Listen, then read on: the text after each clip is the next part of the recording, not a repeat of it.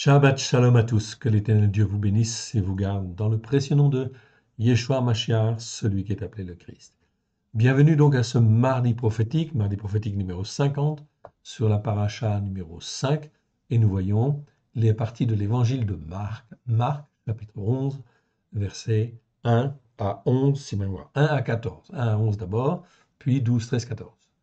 Donc c'est très important, car en fait ici nous avons l'évangile de Marc à la lumière de Yeshua sur la Torah, les prophètes et les psaumes. C'est donc très important ces mardis prophétiques, car il nous enseigne en fait ici sur la Torah, les prophètes et les psaumes à la lumière de Yeshua. C'est extrêmement important. Okay? Il n'y a pas un Nouveau Testament et un Ancien Testament, il y a en fait les Écritures. Ça commence en fin de compte à la Genèse, et ça va jusqu'à l'Apocalypse. C'est donc extrêmement important d'avoir bien conscience de cela, car toute l'écriture est bonne. Et en fait, ici, le Seigneur dit, au travers de ces versets, Torah emet, ta Torah est la vérité. C'est donc très important de bien comprendre ça, bien comprendre dans la tête, bien comprendre dans le cœur, et aussi de mettre en pratique, bien sûr, car si elle est la vérité, si tous les jugements qui sont donnés dedans sont effectivement des modèles, des exemples, effectivement pour nous instruire et nous façonner, ils ont donc une importance extrême dans le but de nous façonner, de nous instruire et d'être les fils et les filles de Tzion, les fils et les filles de Dieu, comme Dieu le veut. Donc on peut dire en fait fils de Tzion, filles de Tzion, qui sont sur la montagne de Tzion, sur la montagne de la sainteté de Dieu. C'est donc très important. Remettons ces quelques instants à l'Éternel, si vous le voulez bien. Père très saint, nous te rendons grâce dans le précieux nom de Yeshua, ton Fils bien-aimé. C'est toi qui es le maître du ciel, le maître de la terre. C'est toi le maître des circonstances. Merci Seigneur parce que tu nous avertis, tu nous enseignes, oui, à la gloire de ton Saint-Nom. Tu veux nous façonner à la gloire de ton Saint-Nom, afin que nous soyons un peuple bien enraciné sur ta parole, à la gloire de ton Saint-Nom. Aide-nous, mon Dieu, mon Père, à te faire plaisir. Pardon pour nos péchés, nos transgressions, nos iniquités, nos manquements, nos faiblesses, nos doutes, nos erreurs, et dans ta main bienfaisante, nous nous couvrons du sang précieux de l'agneau.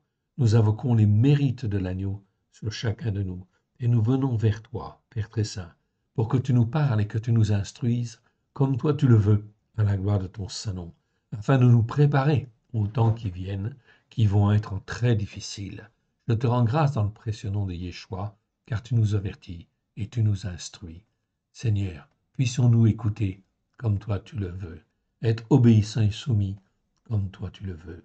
Nous te rendons grâce dans le précieux nom de Yeshua, ton Fils bien-aimé. Amen. Que l'Éternel Dieu vous bénisse et l'Éternel Dieu vous garde. Ok, allons voir maintenant sur le calendrier, juste pour en fin de compte vérifier, en fait ici où nous en sommes. Donc nous sommes là au 8e mois. Nous allons arriver, nous sommes un petit peu en avance. Ok, c'est très bien, car nous avons beaucoup de travail en fait à faire et à préparer. Donc nous enregistrons un petit peu à l'avance. Ici, nous sommes donc où nous allons arriver au 5e Shabbat de ce 8e mois. Ici, en fin de compte, je descends sur le calendrier et vous le voyez en fait ici, nous arrivons ici à la 5e paracha, à la fin de ce 8e mois. 5e paracha, Aïe Sarah, et nous voyons plus spécifiquement, ici dans ce mardi prophétique, nous étudions la Brit Hadasha, Marc chapitre 11, versets 1 à 14, comme je vous l'ai dit. Donc, cet enregistrement, vous pouvez le voir avant, si vous voulez, mais c'est extrêmement important et je vous encourage, en fait, à suivre les parachas, Shabbat après Shabbat, afin de bien suivre le calendrier. Le calendrier de l'année prochaine est un calendrier exceptionnel, puisqu'il y aura ce qu'on appelle des jours intercalaires. Pour se recaler par rapport au soleil, c'est en fait ici la fin d'un cycle, en fait, ici, tout simplement, et un nouveau cycle, en fait, de l'Éternel va commencer. Donc, c'est toujours des cycles de 6 ans, selon effectivement l'ordre que l'Éternel Dieu a donné à David, avec la mise en place des gardes sacerdotales, où chaque semaine, il y avait une classe de sacrificateurs qui faisait le service. Là, comme vous le voyez ici, la classe sacerdotale, selon effectivement, en fait, ici, l'ordre que l'Éternel avait donné à David, c'est résire. Résire, en fait, ici, dans David, chapitre 1, David 1 dans 1 Chronique 24. C'est la 17e classe. Donc c'est très important. On ne comprend pas encore tout à fait, en fait, ici, tout pourquoi, en fait, ici, ces classes de sacrificateurs, elles avaient un rôle, en fait, à jouer dans la gestion du temps, ok, par rapport au soleil, par rapport à la lune, tout cela, et par rapport au cycle de l'Éternel. C'est donc extrêmement important de bien comprendre ces choses-là. Voilà pourquoi je vous encourage à suivre les parachutes semaine après semaine, selon le calendrier du roi David. Car ce calendrier, en fait ici, eh bien c'est un calendrier, comment dire, que l'Éternel Dieu a donné aux sacrificateurs, okay, à David, c'est-à-dire 1000 ans avant que Yeshua ne vienne. Au temps en fait où Yeshua est venu, ce calendrier était en service, bien sûr, en fonction dans, en fait, ici, le temple. Oui, bien sûr, il a toujours été en fonction tant que le temple, en fait, ici, existait.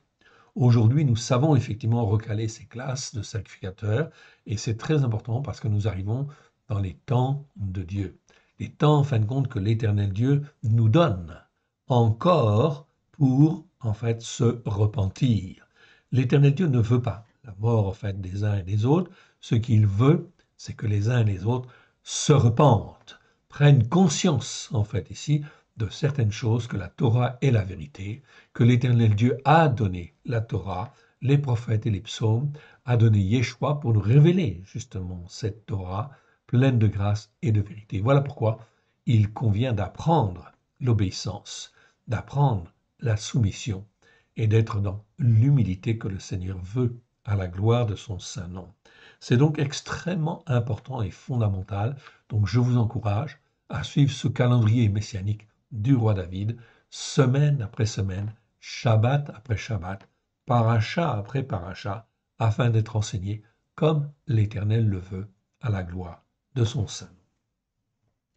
Donc nous sommes là dans le huitième, en fait ici, huitième mois. Allons voir maintenant dans le passage qui nous concerne, en fait ici. Donc c'est en fait ici Aïe Sarah, vous le voyez en fait ici, la cinquième paracha, les vies de Sarah. Okay, et on va voir spécialement aujourd'hui, donc Marc chapitre 11, versets 1 à 11, et Marc chapitre 11, versets 12 à 14. Lisons si vous le voulez bien. Je vais agrandir pour que tout le monde puisse voir, en fait ici, bien voir. Ok. Je pense que c'est suffisant, en fait, ici. Ok. Beaucoup de Juifs ont compris. Ce qui est important ici, dans ce passage, ce qui est important de comprendre, c'est qu'à l'époque, beaucoup de Juifs ont compris que Yeshua était le Christ. Le Christ qui était annoncé dans les Écritures, c'est-à-dire dans la Torah, les prophètes et les psaumes. Au moment, en fait, ici, de ces événements, il est clair qu'il n'y a aucune ligne du Nouveau Testament, ce que les nations appellent le Nouveau Testament, qui est encore écrite. Oui, bien sûr, cela va exister, en fait, ici, 30, 60 ans plus tard, en fait, ici. Donc, les évangiles vont venir plus tardivement. Donc, ici, quand on parle, en fait, ici, des Écritures, on parle de Christ. Donc, il comprenait dans la Torah, les prophètes et les psaumes qui était le Christ et pourquoi l'Éternel Dieu avait envoyé le Christ. Ok, que c'est bien lui qui sauve. C'est donc extrêmement important. Si aujourd'hui, dans notre foi, nous ne comprenons pas, en fait, ici, nous ne voyons pas Christ dans la Torah, Christ dans les prophètes, Christ dans les psaumes, ça veut dire que notre éducation ou notre formation laisse à désirer et qu'il faut la reprendre. Il faut en fait recaler en fait les choses, jeter en fait ici ses vêtements, si je puis dire, c'est-à-dire toutes les doctrines que l'on a pu recevoir et les jeter en fait sur la voie afin qu'elles soient éprouvées et effectivement que l'on ne garde que ce qui est intéressant, ce qui est conforme à la Torah, aux prophètes et aux psaumes. C'est effectivement l'explication de ce passage en fait là. On va le voir. C'est très important.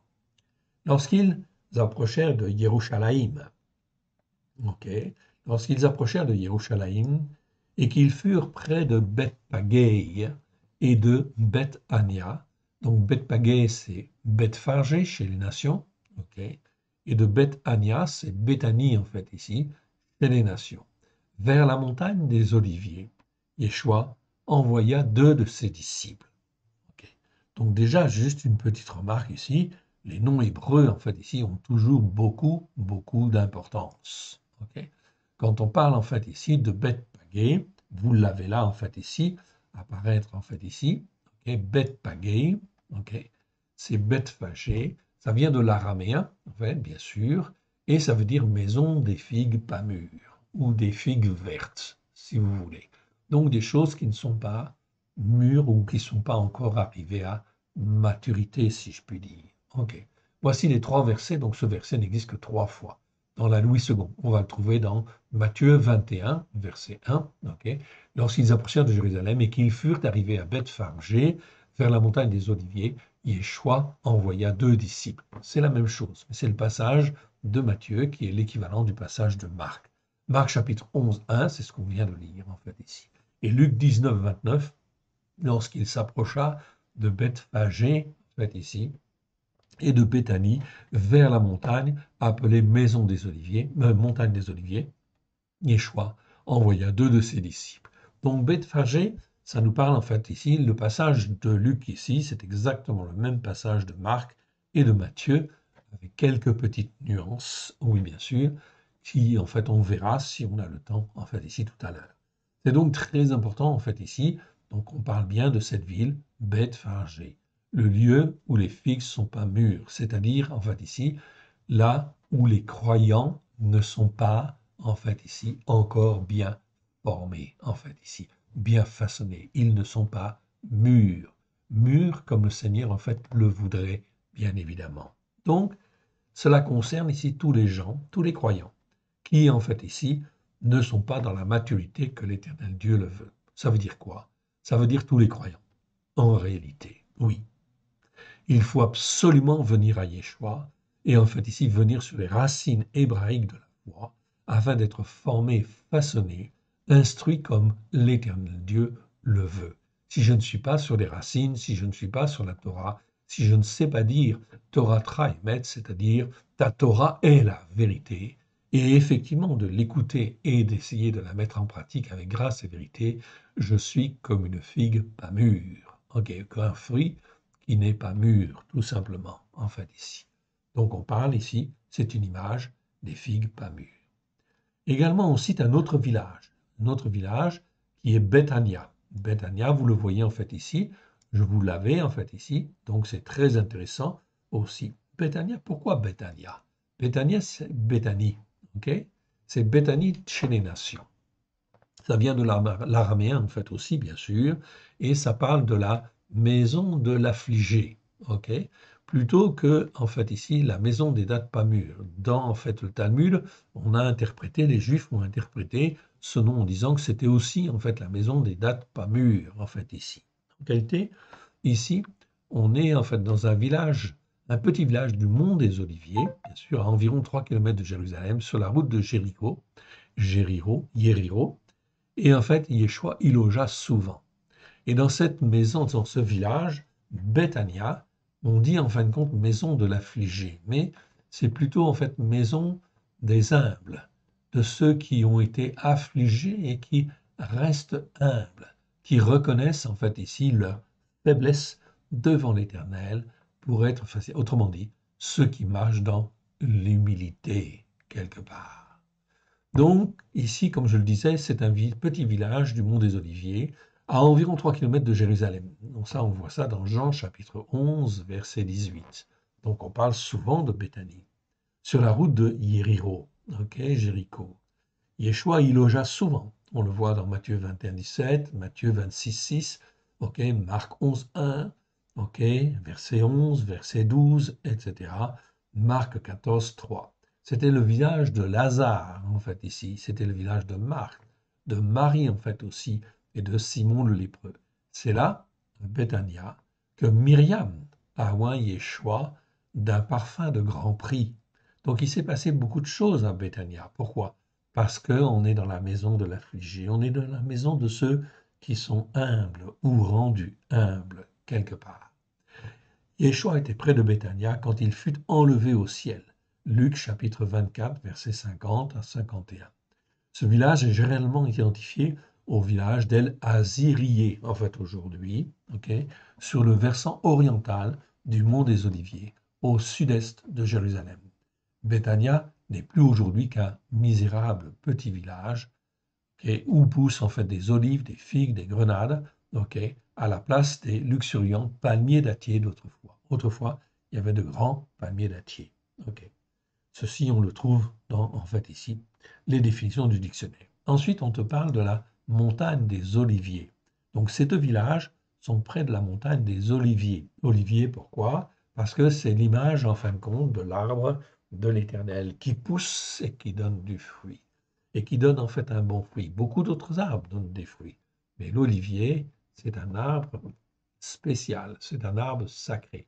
C'est l'image, en fait, du croyant qui doit porter en fin de compte du fruit. Oui, tout à fait.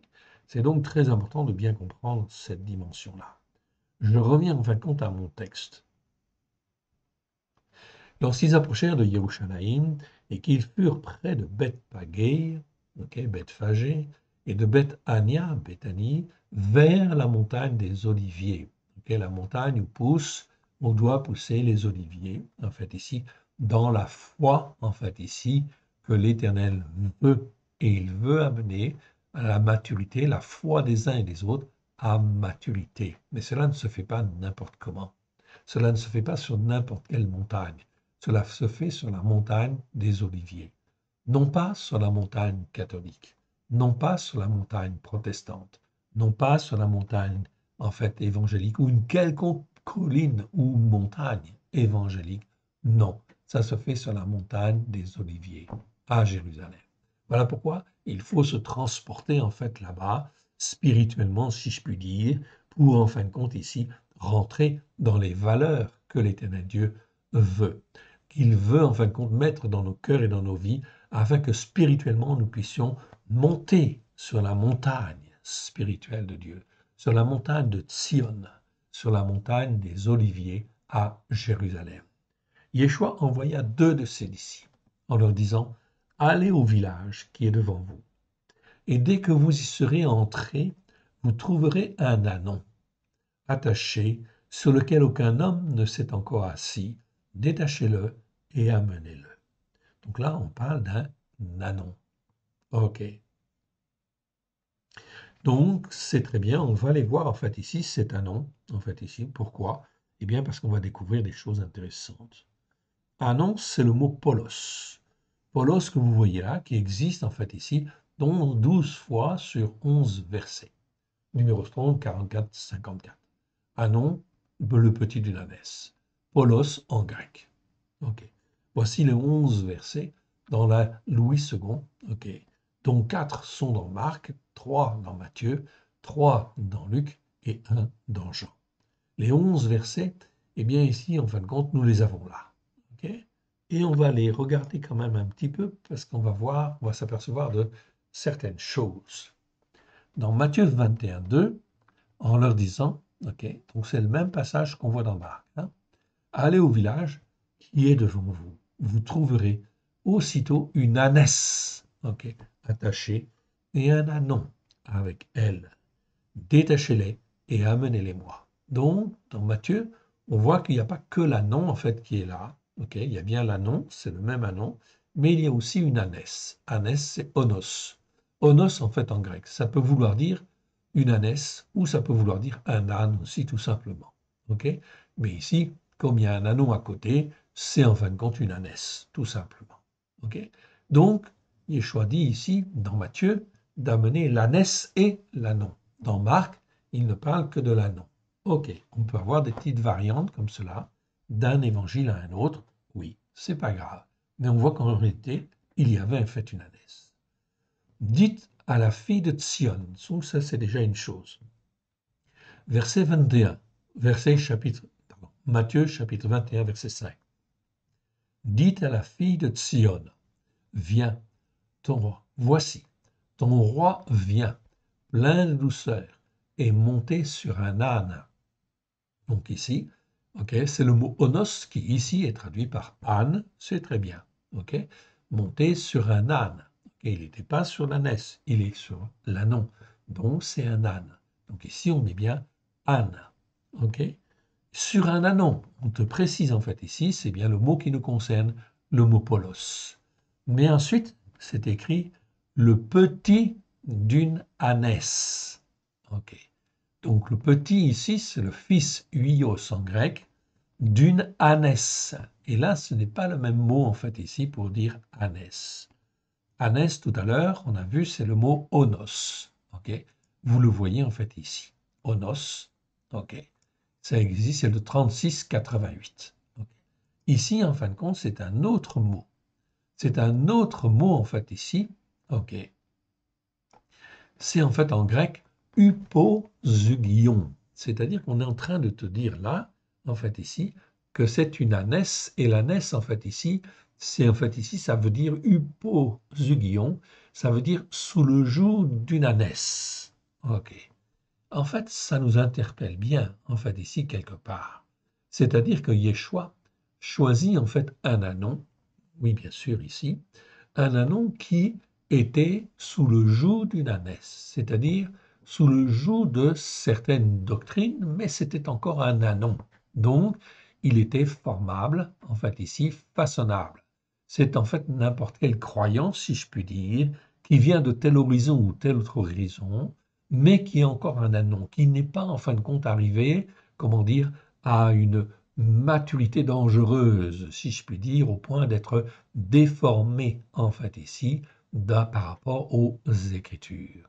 Donc le Seigneur ici nous parle d'un ânon en fait ici qui peut être façonné, remodelé comme il le veut afin de glorifier son nom.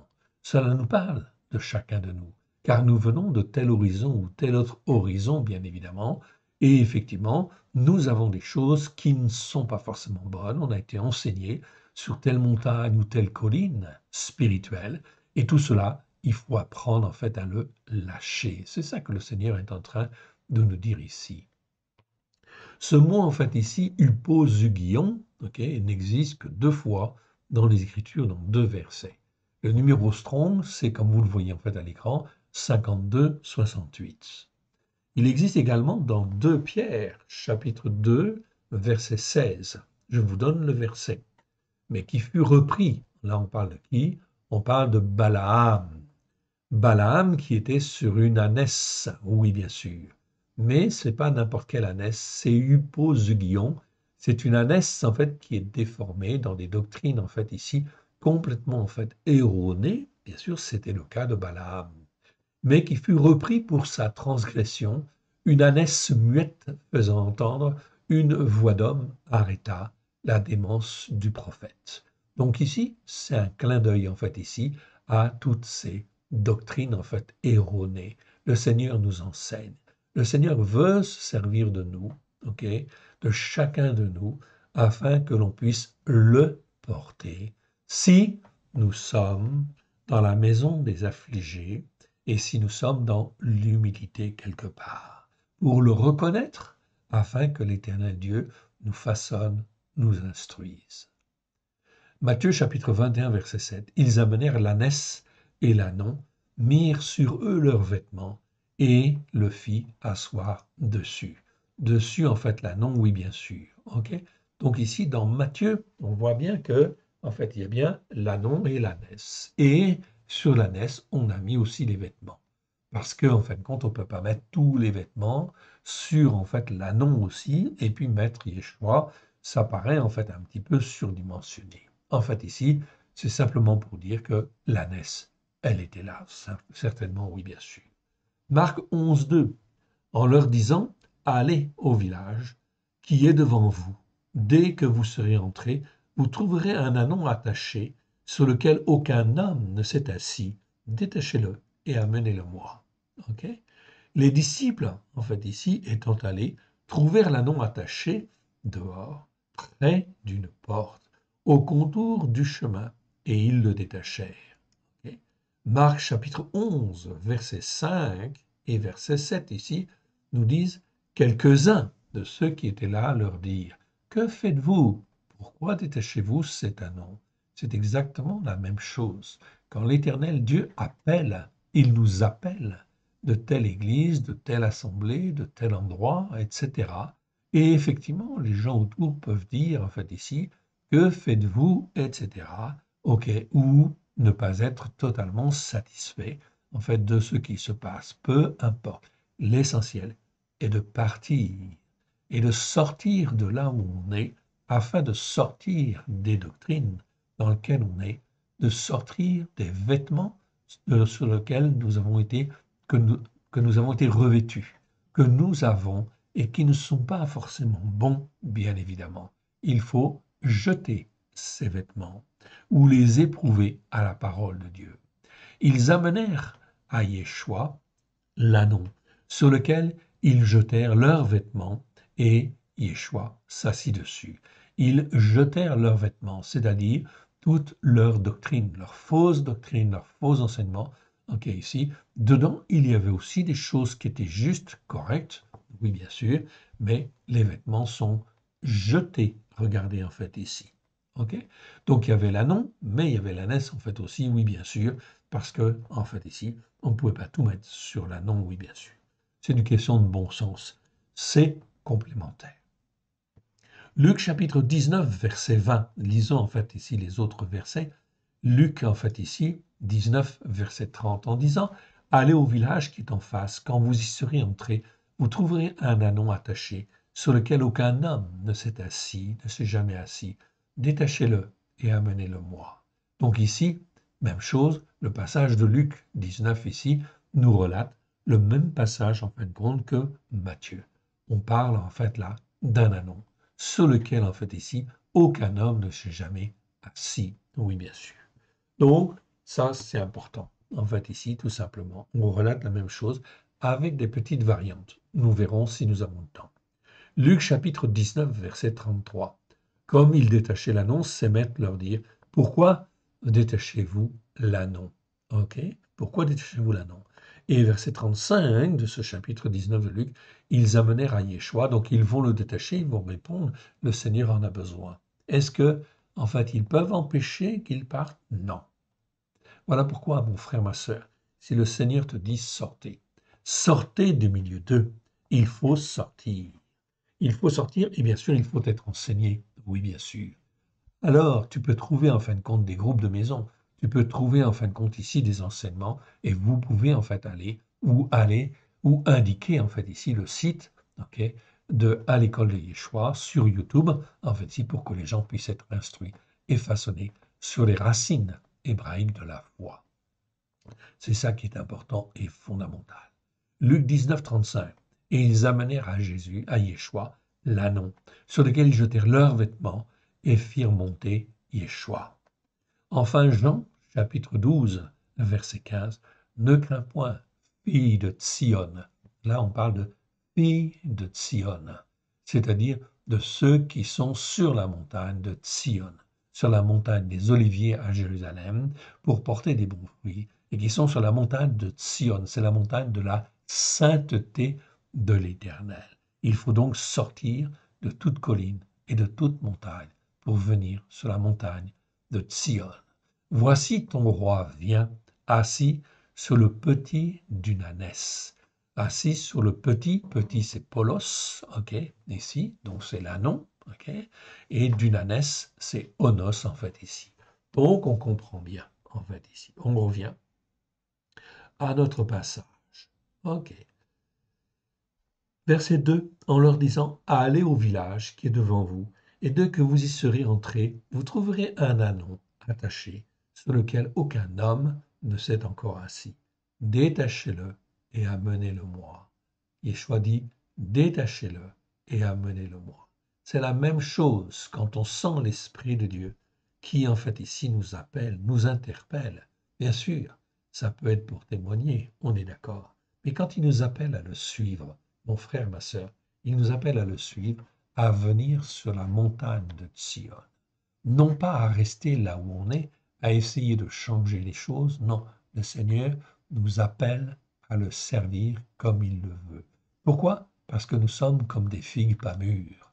des fruits qui ne sont pas mûrs en fait encore. Voilà pourquoi le Seigneur veut nous sortir de l'endroit où nous étions, parce que cela nous a servi pendant un temps, mais ce n'est plus le temps. Maintenant, il faut passer à des choses sérieuses, à des choses plus importantes, ok, qui ne sont pas enseignées là où tu as été enseigné. Voilà pourquoi le Seigneur dit, sortez, sortez du milieu d'eux.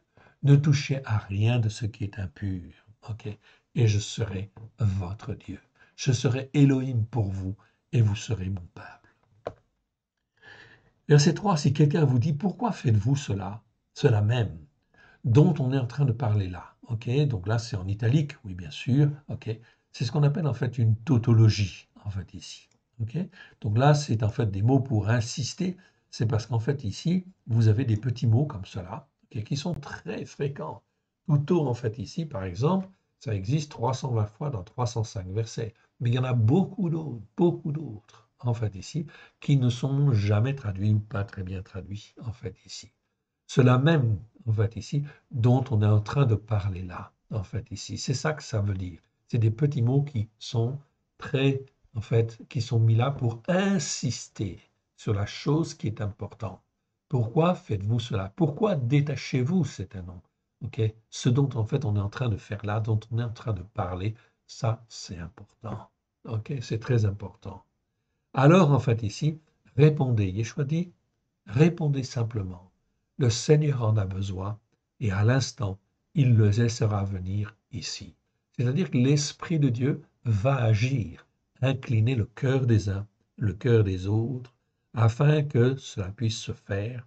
Effectivement, on apprend ainsi à marcher avec l'Esprit de la sainteté de Dieu.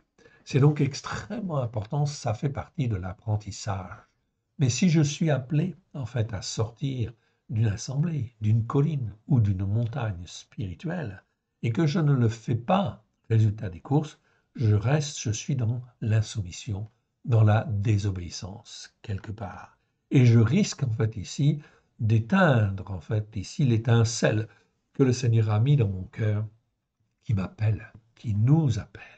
Voilà pourquoi il faut sortir et apprendre à suivre, se laisser guider par l'Esprit de Dieu, afin qu'il nous amène là où il le veut, lui, afin de former et façonner les uns et les autres comme lui le veut, de faire des figues pas mûres, des fruits en fait qui ne sont pas à maturité, de faire en fin de compte des hommes et des femmes qui soient en fait formés, façonnés, pourvu qu'il y ait de l'humilité. Oui, bien sûr. Ça, c'est effectivement fondamental. Verset 4. Les disciples s'en étant allés trouvèrent l'ânon attaché près, dehors, près d'une porte, au contour, en fait ici, donc je monte, au contour d'un chemin. Ok, ici donc c'est carrefour de route ou coin de rue, en fait ici, peu importe. Et ils le détachèrent. Quelques-uns de ceux qui étaient là leur dirent, que faites-vous? Pourquoi détachez-vous cet anon? Cet anon-là, c'est aussi en fin de compte ici un démonstratif. Ils répondirent, comme Yeshua l'avait dit, et on les laissa aller. Okay, donc là, ils ont appris à marcher, ils apprennent à marcher dans l'obéissance et la soumission à l'Esprit de Dieu. Ils amenèrent à Yeshua l'ânon, sur lequel ils jetèrent leurs vêtements. Et Yeshua s'assit dessus. Donc tout se fait conformément à ce que Yeshua avait demandé. Beaucoup de gens étendirent leurs vêtements sur la voie, et d'autres des branches qu'ils coupèrent dans les champs, en fait ici. Donc ici, même chose, c'est le même principe. Beaucoup de gens ici, beaucoup de gens étendirent leurs vêtements, c'est-à-dire leur doctrine, sous ce à quoi ils croient, sur la voie. C'est pas le chemin, c'est la voie en fin de compte du Seigneur, la voie spirituelle du Seigneur. Et d'autres des branches qu'ils coupèrent en fin de compte dans les champs. Oui, bien sûr. Ok. Tout ça, c'est la symbolique de déposer en fait à Yeshua, en fait, si, devant Yeshua, afin d'éprouver effectivement les enseignements dans lesquels en fait on a été. Verset 9. Ceux qui précédaient et ceux qui suivaient Yeshua criaient Hoshiana, béni soit celui qui vient au nom de l'Éternel. Mon frère, ma sœur, Regarde bien ce qui se passe ici. D'abord, ils disent Oshiana, ils ne disent pas Hosanna. Hosanna, c'est une déformation ici. Déformation des chrétiens, oui, bien sûr. Le mot, en fait, ici, c'est Oshiana. Ça veut dire sauve-nous ou accorde le salut, en fait, ici. OK? Et ici, en fait, on reconnaissait bien évidemment ici tous les croyants qui étaient là. C'était des juifs la plupart du temps. Bien sûr, il y avait des gens des nations parmi la foule, mais ils n'étaient pas c'était pas la majorité. Mais ils connaissaient les Écritures. Et ils disaient en fait ici, Oshiana, béni soit celui qui vient au nom de l'Éternel. Pas au nom du Seigneur, c'est au nom de l'Éternel, en fait, ici. Ça, c'est aussi en fait une déformation que l'on trouve dans nos traductions, dans les traductions françaises. C'est toujours en fait ici l'Éternel. Comment on peut dire que c'est l'Éternel? Eh bien, tout simplement parce qu'on a les mêmes versets effectivement dans la Torah, les prophètes et les psaumes, et qu'effectivement, en fait, on a pris en fait ici, tous les gens qui sont là sont enseignés selon la Torah, les prophètes et les psaumes. Donc, ils disent en fin de compte des versets ou des expressions qui sont déjà écrites, mentionnées, enseignées dans la Torah, les prophètes et les psaumes. OK? Regardez bien, on va le trouver en fin de compte ici, dans le psaume 118, en fait ici, ok, je vous le donne en fait ici, psaume 118, verset 26, en fait ici, même 26, 25 en réalité, ok. Eh bien, en fin de compte, je vais vous le montrer, ok.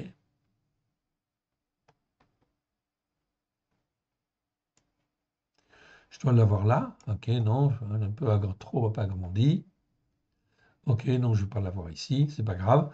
Ok, je vais vous le montrer quand même. Oshiana, en fait, ici, on va aller carrément dans le texte, en fait, ici, dans le psaume 118, versets 25, 25 et 26. Vous le voyez, en fait, ici. Ok, verset 25, psaume 118, verset 25. Ô Éternel, accorde le salut. Ici, c'est Oshiana. Ok.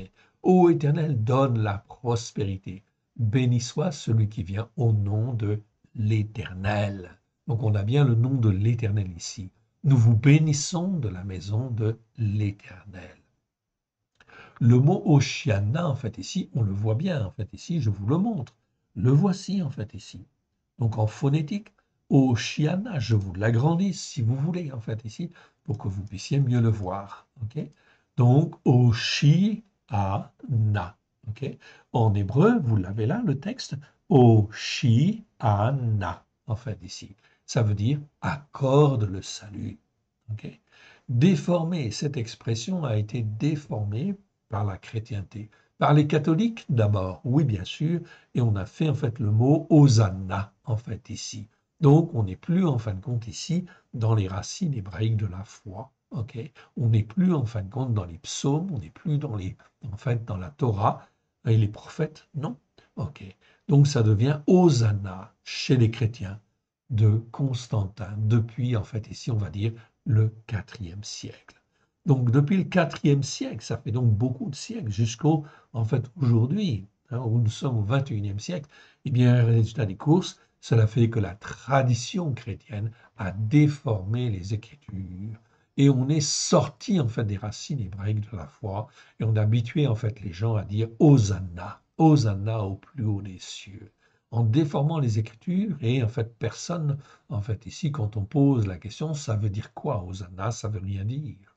En fait, le mot c'est le mot Oshiana, ça veut dire accorde le salut, donne le salut. Les Juifs crient de tout leur cœur, en fait, là, et comprennent que, en fait, l'Éternel Dieu peut ouvrir, en fait, les yeux, bien évidemment, et effectivement sur ce qu'il va faire. Et l'Éternel Dieu veut accorder le salut, veut nous former, veut nous façonner, faire de nous qui ne sommes des figues vertes, ok, des fruits mûrs, des fruits qui viennent à maturité comme lui, en fait, le veut. Hosanna chez les chrétiens de Constantin. Mais les catholiques ont bien sûr déformé l'écriture. Mais les protestants, est-ce qu'ils ont contesté en fait ici, en fait, cette tradition-là? Non, pas du tout. Ils n'ont pas contesté non plus. Et les évangéliques, ok, qui parfois se trouvent en fin de compte être, comment dire, être plus dans la vérité, ou disent être plus dans la vérité, bien évidemment, que les catholiques et que les protestants, en réalité, sur les points fondamentaux, ils n'ont rien changé. Dans les églises évangéliques, on chante Hosanna, Hosanna au plus haut des cieux. Oui, bien sûr. Donc, on est déformé, en fait, ici, par la tradition, par les enseignements, par des vêtements, en fait, ici, qui sont impurs, quelque part. Voilà pourquoi il convient de se débarrasser, de se jeter tous ces vêtements qui sont en fait impurs, bien évidemment, qui en fait nous déforment. Le mot en fait ici, Oshiana, vient du verbe yasha. Yasha en fait ifil, et c'est un ifil impératif. Ça veut dire en fait, c'est le verbe sauver. Et si on veut en fait au niveau de la traduction être très proche, c'est en fait c'est plutôt fait que nous soyons sauvés.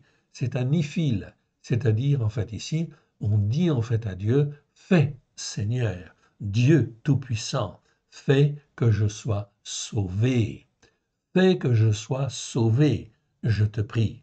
Ou sauve-nous, nous t'en prions, en fait ici, mais c'est plus faible en fait ici, c'est mieux de dire fais que nous soyons sauvés. Fais, Seigneur, que je sois sauvé. Autrement dit, transforme-moi, façonne-moi, revêt-moi des vêtements du salut, bien évidemment. Donc on a là le mot Oshiana, en fait ici verset 25. Alors pour ceux qui savent lire l'hébreu, je vais vous le montrer en fait en hébreu. Okay, verset 25, vous l'avez là, okay, vous avez le texte en fait en hébreu, okay, verset 25, okay, et vous avez bien en fait ici le mot, dans le texte hébreu, on a bien le mot en fait ici, Oshiana. Okay, donc là, on est vraiment dans les Écritures. Okay, donc il faut recaler par rapport aux Écritures, évidemment. Ok, c'est donc en fin de compte très, très, très important. Excusez-moi, il faut que j'arrête mon téléphone. Ok. Ok. Donc là, on est dans Oshiana. Ok. Très bien. Je reviens en fin de compte dans mon texte. Donc, Oshiana dans les lieux très hauts. Fait, en réalité, ça veut dire fait que nous sommes sauvés, en fait, ici. Fait que nous sommes sauvés. Fait que nous sommes sauvés, en fait, ici. Ok. Je vais baisser le son. Excusez-moi, j'aurais dû le mettre ailleurs. Voilà. Donc, béni soit le règne qui vient. Okay, donc ici, les gens sont contents, en fait, ici, bien sûr, ils réalisent, encore une fois, il faut souligner, en fait, ici, le point, c'est que tous les croyants qui sont là sont des croyants qui sont élevés sur la Torah, les prophètes et les psaumes. Il n'y a pas une seule ligne, en fait, de ce que les nations appellent le Nouveau Testament, qui est encore écrite. Et là, ils disent, Oshiana, ok, fais que nous soyons sauvés.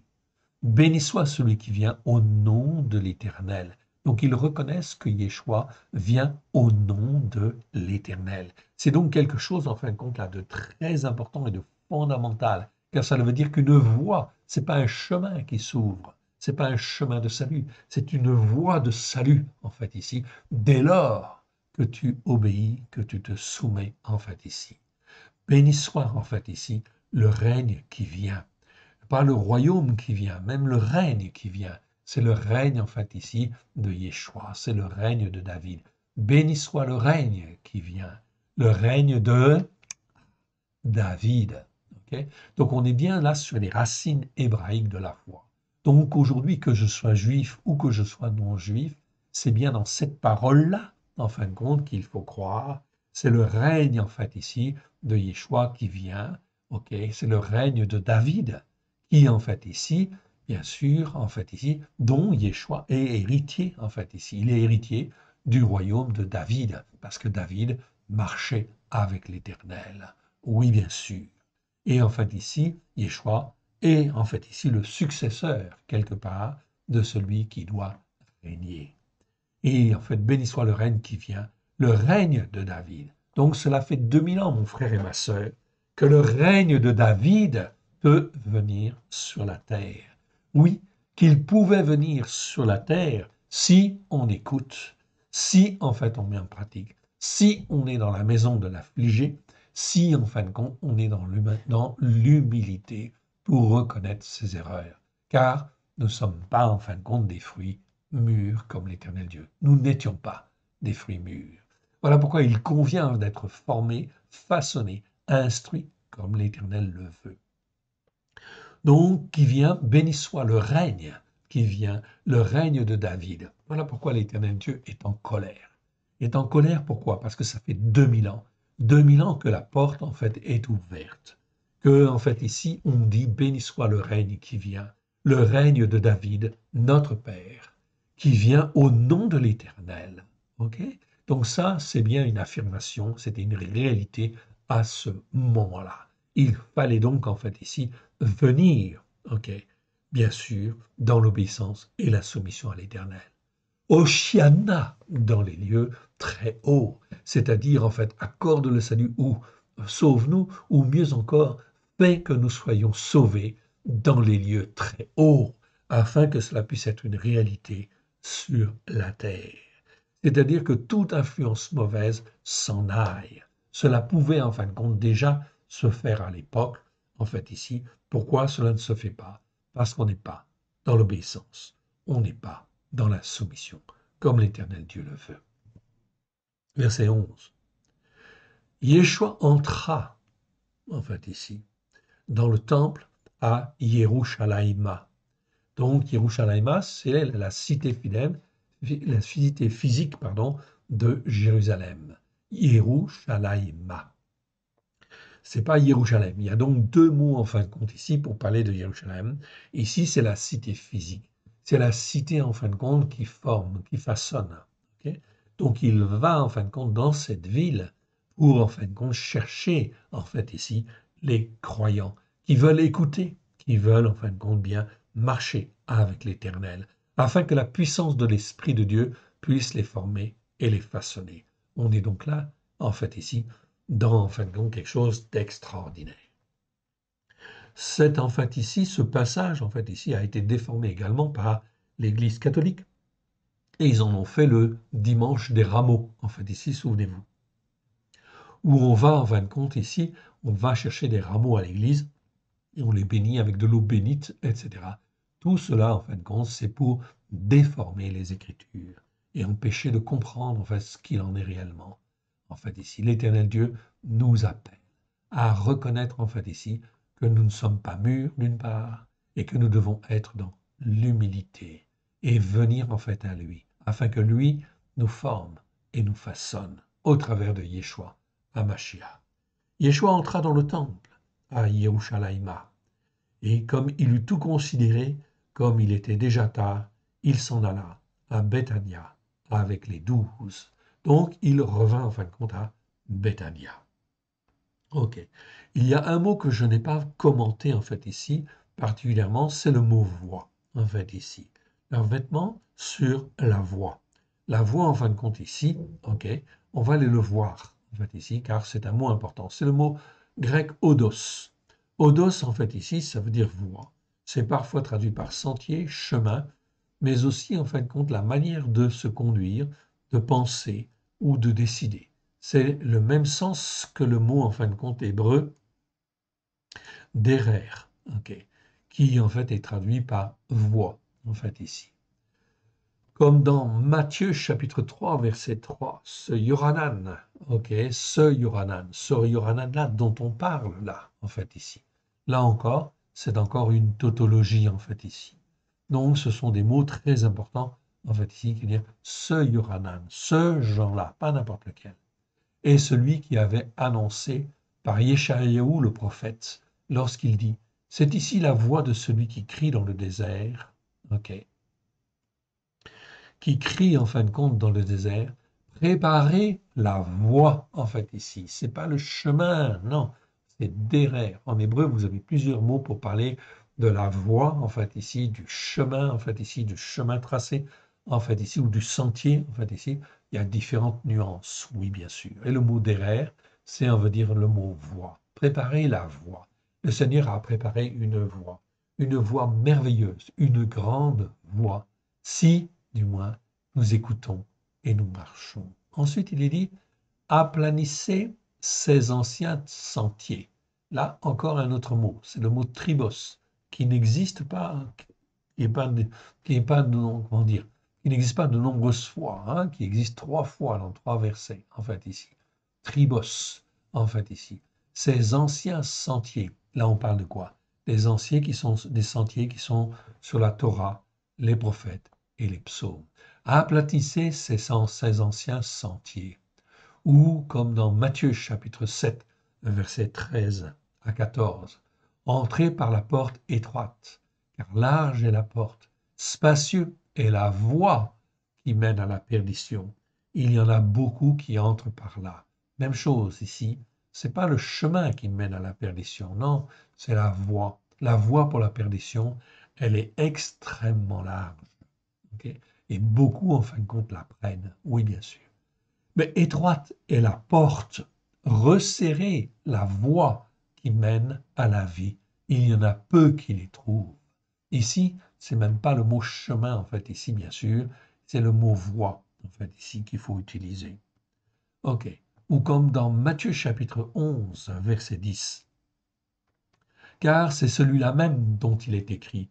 Voici, j'envoie mon messager devant ta face pour préparer ta voie. C'est mieux que ton chemin devant toi. Okay? La voie que l'Éternel a préparée au travers de Yeshua. Ce n'est pas un chemin, c'est une voie si on est dans l'obéissance. Si en fait on veut se rendre obéissant et si on veut se soumettre en fait à Dieu. C'est une voie. C'est une voie qui est glorieuse. C'est la voie royale. C'est la voie que Yeshua nous demande de suivre. C'est une question d'obéissance et de soumission, d'apprentissage de l'humilité, oui bien sûr, et de reconnaître que tous les vêtements que nous avons, en fait ici, ne sont pas forcément les vêtements du Seigneur. Si ton vêtement, c'est la Torah, c'est les prophètes, c'est les psaumes, gloire à l'Éternel, avec grâce et vérité, au travers de Yeshua, gloire à l'Éternel. Alors là, c'est bon. Matthieu chapitre 22, verset 16. Ils envoyèrent auprès de lui leurs disciples avec les hommes de Horodos, qui dirent, Maître, nous savons que tu es vrai et que tu enseignes la voie de Elohim. Ah, donc là, on voit bien en fait qu'ici, on parle de la voie de Elohim, selon la vérité, sans t'inquiéter de personne, car tu ne regardes pas à l'apparence des hommes. Marc chapitre 1, verset 2, celui qui est écrit dans les prophètes, enfin ici. Voici, j'envoie devant toi mon messager qui te préparera la voie. C'est pas ton chemin, non, c'est pas un chemin, c'est une voie en fait ici. Okay?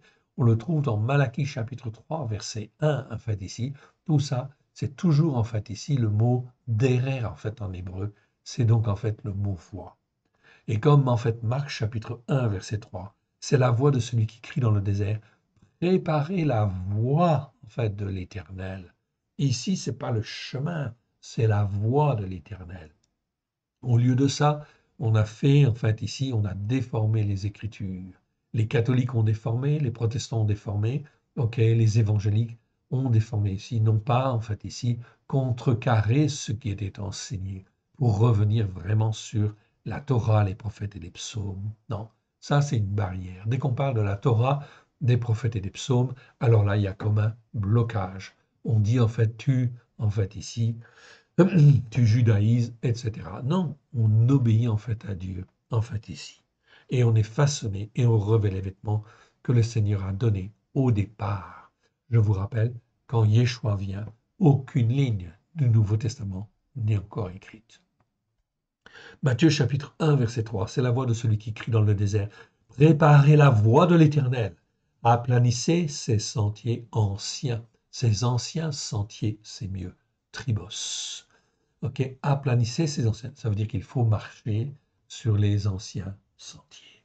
Ok, amen. Oui. Donc on ne va pas marcher sur des nouveaux sentiers, ok, qui n'existaient pas avant. Non, on marche sur les anciens sentiers avec grâce et vérité au travers de Yeshua. Ok. Acte chapitre 18, verset 25. Ok. Il, Apollos, était instruit dans la voie de l'Éternel. Ok, c'est mieux que Seigneur en fait encore, toujours en fait ici. Donc dans le Nouveau Testament, on a déformé les Écritures. Je suis convaincu et je suis persuadé, ça c'est mon avis personnel, ok, que en fait ici tous les évangiles et les actes existaient en fait en hébreu au départ. Oui, mais que ces écrits en fait ici ont été falsifiés, cachés en fait ici, détruits voire détruits. Et effectivement, on a en fait réécrit le Nouveau Testament en grec en fait ici, en ne faisant oublier la pensée en fait hébraïque. Oui, bien sûr.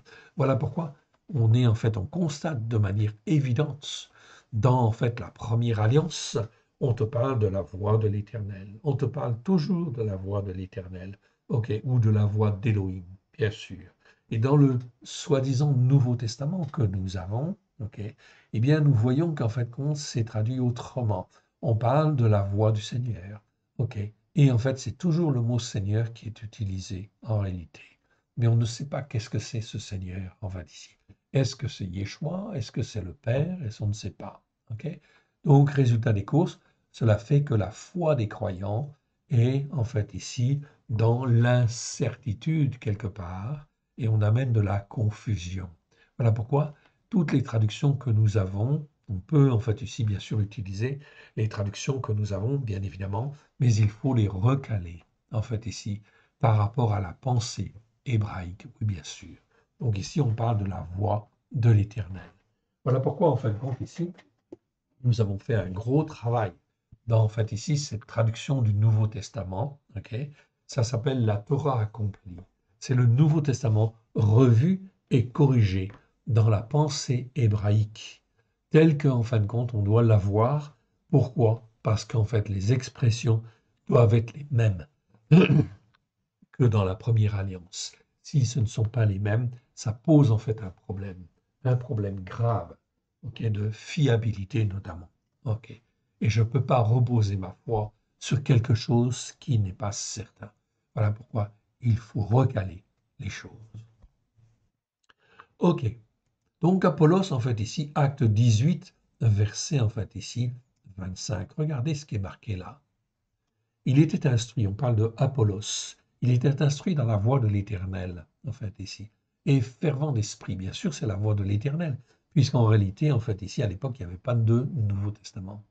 Et fervent d'esprit, il annonçait et enseignait, en enseignant avec exactitude ce qui concerne Yeshua, bien qu'il ne connaissait que le baptême de Yohanan, donc il ne connaissait pas le baptême de l'Esprit Saint. Alors, ok, ses disciples vont lui faire connaître, oui, bien sûr.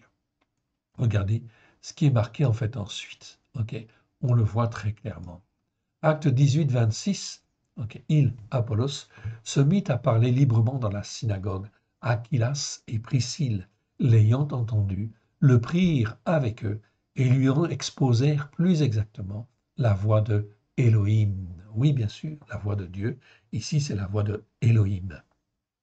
Donc ça, c'est très important, en fait, ici, ils ont été recalés. Et vous avez aujourd'hui beaucoup de croyants qui, en fait, ici, sont élevés sur telle colline ou telle montagne spirituelle, qui, en fait, ici, certains connaissent la voix de Christ, oui, bien sûr, parce qu'ils ont compris, en fait, ici, certaines choses, mais ils ne connaissent pas, en fait, il dit, selon l'Esprit, dans la Torah, les prophètes et les psaumes, alors il faut les éclairer. Il faut qu'ils puissent recevoir le baptême de l'Esprit et effectivement qu'ils puissent avoir une langue qui soit déliée sur la Torah, les prophètes et les psaumes. Paulos, regardez bien, dans Acte 24, verset 14, je t'avoue bien que je sers l'Élohim de mes pères, selon la voie qu'ils appellent une secte. Donc Paulos a pris conscience, bien évidemment, quand il a été réveillé par le Seigneur Yeshua, en fait ici. Eh bien ici, il disait très clairement, il reconnaissait, je t'avoue bien que je sers l'Élohim de mes pères, selon la voie qu'ils appellent une secte. Okay. Croyant tout ce qui est écrit dans la Torah et les prophètes. En fait, Paulos ici le parle. Il dit très bien, il en parle. Il dit en fin de compte, croyant tout ce qui est écrit dans la Torah et les prophètes. Okay. C'est donc bien important et très important afin d'être en conformité avec l'enseignement, en fait, ici de Yeshua, qui est donné par les disciples, bien sûr, de Yeshua, dont Paulos. Hébreux chapitre 3, verset 10. Ainsi, je c'est Dieu, en fait, ici qui parle. Je fus irrité contre cette génération. Et je dis, ils ont toujours un cœur qui s'égare. Ils n'ont pas connu mes voies. Voilà pourquoi aujourd'hui, en fait, ici, cette parole, elle est d'actualité, oui, bien sûr. OK? Elle est d'actualité, l'Éternel est irrité, oui, bien sûr. Il est en colère et il va répandre, en fait, ici, la fureur de sa colère. Tout simplement pourquoi? Parce que, en fin de compte, ici, après 20 siècles, 21 siècles, eh bien, effectivement, nous sommes toujours, en fin de compte, dans des enseignements déformés. Nous avons revêtu, en fait, ici, et nous ne savons pas toujours débarrassé, en fait, de tous les vêtements que nous avons reçus. Alors, il convient de se séparer de tous ces vêtements qui sont pollués à la gloire de l'Éternel. OK. Basilia, je n'en parle pas, vous le connaissez en fait déjà. Basilia, c'est le règne en fait ici de Dieu. Et on va arriver en fait ici au passage suivant, en fait, Yeshua prophétise. Le temps du jugement pour Israël, ok, ok. Le temple et la ville seront détruits. Yeshua ici constate. Jérusalem a été en fait construite, oui, faite afin de former et de façonner les uns et les autres. Afin qu'il y ait un temple, oui bien sûr, afin que en fait cela serve en fait ici de témoignage de la présence de Dieu parmi les hommes. Ok. La 69e semaine de Daniel va se terminer avec la mort en fin de compte de Yeshua. Ok, tout simplement. Après, c'est ce qu'on appelle le temps des nations. Depuis 2000 ans, en fait ici, nous sommes dans le temps des nations. Ok, c'est 2000 ans. De toute façon, c'est en fait ici très clair. Il y a eu 2000 ans en fin de compte avec Abraham, en fait ici, enfin avec les patriarches. 2000 ans en fin de compte, en fait ici, ok, entre, comment dire, entre en fait ici, pardon, le patriarche jusqu'au patriarche, il y a 2000 ans, ok, du patriarche jusqu'à en fait Yeshua, il y a 2000 ans, ok, et en fin de compte, de Yeshua à nous, il y a 2000 ans. Ça fait donc 2000 plus 2000 plus 2000, ça fait 6000 ans en fait en tout, ok. Et un jour est comme 1000 ans, en fait ici, ça veut dire que c'est comme s'il y avait 6 jours de passé. Et on arrive en fait au 7e jour, oui bien sûr. Le 7e jour, en fait, va venir, c'est la venue du règne de notre Seigneur Yeshua. C'est le règne millénaire de Yeshua. Oui, bien sûr. Mais, en fait ici, avant que cela ne vienne, il faut qu'à la fin du 6e jour, il y ait en fin de compte ici la conséquence, le jugement en fin de compte de Dieu qui s'applique sur l'écoute. Est-ce que les nations ont écouté et mis en pratique comme elles auraient dû, en fait ici, écouter et mettre en pratique. En réalité, on constate quoi? C'est que depuis 2000 ans, okay, la parole de Dieu au travers de Yeshua Mashiach n'a pas été écoutée et mise en pratique comme il fallait. Oui, bien sûr. Résultat des courses, aujourd'hui, 2000 ans après que Yeshua ne soit venu, que la voie a été ouverte pour que le règne de Yeshua puisse en fait ici être installé, eh bien en fin de compte, les Juifs ont été condamnés, oui bien sûr, ok, par la destruction du temple, oui bien sûr, c'est ce qu'on va voir, mais en réalité, ça va être la même chose pour effectivement les nations. Est-ce que les nations ont écouté? Non. Alors Dieu va juger cela et faire que, en fait ici, eh bien la détresse sera telle, en fait ici, telle que les hommes et les femmes ne sauront plus à quel saint se vouer. Et en fin de compte, ils vont élire en fait ici un homme, en fait ici comme en fait ici le chef du monde. En fait ici, ce sera l'antichrist qui va régner. L'antichrist, celui qui vient avant Christ, mais c'est celui qui est contre Christ en fait également, bien évidemment, et qui est surtout contre Christ. Donc il faut que le monde entier soit sous la domination de l'antichrist, oui bien sûr, en fait ici. C'est donc extrêmement important. Ce matin, en fin de compte, je recevais dans ma prière justement un message. Un message, ok, je vais vous le donner en fait ici. C'est 2 Thessaloniciens, ok. Donc 2 Thessaloniciens, chapitre 2, en fait, ici. Ok, 2 Thessaloniciens, chapitre 2, verset, en fait, ici, verset 3 et verset 4. Écoutez, en fait, ici, ce passage. Que personne, ok, donc je répète, 2 Thessaloniciens, chapitre 2, versets 3 et 4. Que personne ne vous séduise d'aucune manière, car il faut que l'apostasie soit arrivée auparavant et qu'on ait vu paraître l'homme impie, l'antichrist. Okay. Le fils de la perdition, l'adversaire qui s'élève au-dessus de tout ce qu'on appelle Dieu, de ce que l'on adore. Il va jusqu'à s'asseoir dans le temple de Dieu, se proclamant lui-même Dieu. Cela veut dire aussi quelque part qu'il faut que le temple, en fait aussi, soit reconstruit à Jérusalem. Ce qui n'est pas en fait le cas en fait encore aujourd'hui, oui bien sûr. Et voilà pourquoi les yeux en fin de compte sont fixés sur Jérusalem. Car il va se passer en fait ici de grandes choses avec Israël, oui bien sûr, ok, car Israël est un témoin. Donc ici, la reconstruction du temple, oui, est annoncée quelque part, car il faut que l'Antéchrist vienne profaner ce temple.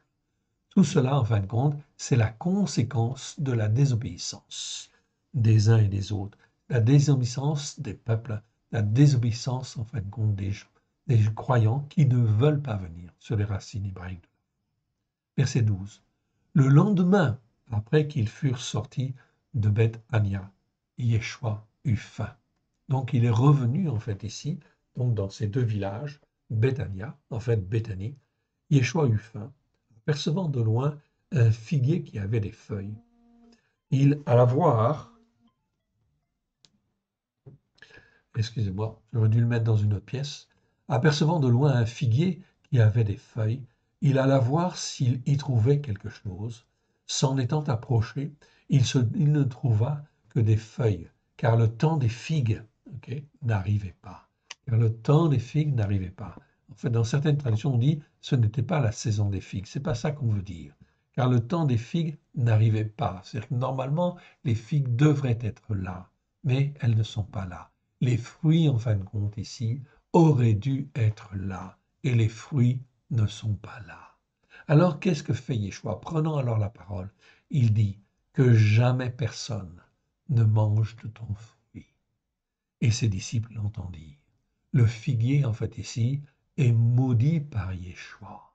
Et maudit par Yeshua, pourquoi? Parce qu'il ne porte pas les fruits.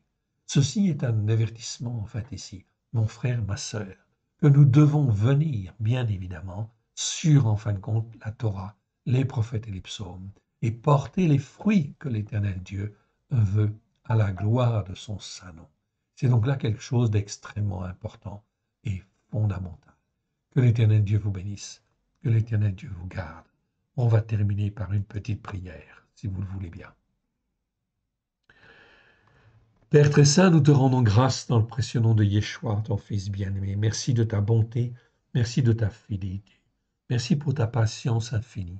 Merci parce que tu nous avertis aujourd'hui, Seigneur, encore et encore, Seigneur, que nous devons venir à toi. Pardon pour l'orgueil de nos cœurs.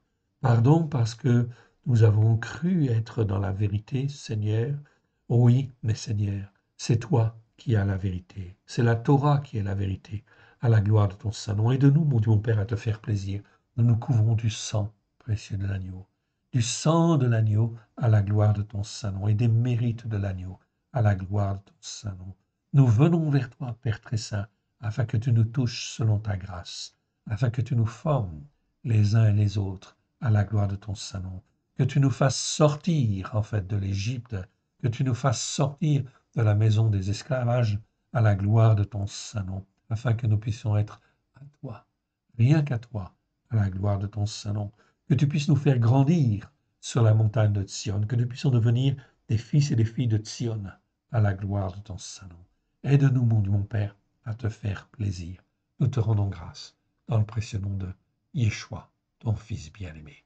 Gloire à l'Éternel, gloire au Fils et gloire au Saint-Esprit. Gloire à l'Esprit Saint qui nous sanctifie. Que l'Éternel Dieu vous bénisse. Que l'Éternel Dieu vous garde. Shalom à tous. Amen.